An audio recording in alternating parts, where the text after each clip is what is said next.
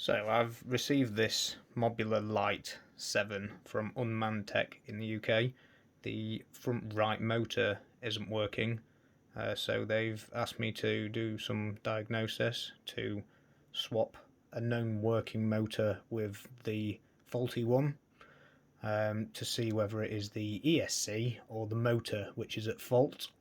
I agreed to do this and I've started to do that now. So I've found out that normally what you do, you take your 3 motor screws out from each motor, so one from the good motor, one from the bad motor.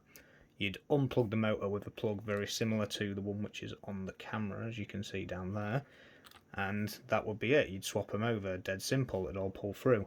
In this instance, I've had to take all of the screws out of all of the motors, the 3 screws out of the frame that go into the ESC, and even then the motors are actually too big to fit through the frame, so they're going to have to be soldered in situ, which is going to make it very difficult. So I'm going to have a crack at that. We'll see how I get on. Right, so I've resoldered it. I've swapped motor 4, which is this one here, and motor 2 over.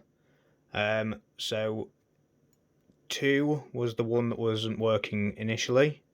So the faulty motor is now over here, but this one is still rotating fine, which means the motor was not faulty. The fault lies with the ESC itself. This motor does not spin now. So motor number 2 on Betaflight, motor number 2 does not spin. Motor number 4 does spin. Motor 2 and 4 have been swapped over. So the good motor has been swapped with the bad motor, and this remains the bad motor. This remains the working motor. Because of that, that means that it's the actual 5-in-1 flight controller ESC VTX receiver package, and because of that reason I'm going to send the entire thing back to the retailer, purely based on how difficult it's actually been to try and neatly solder these.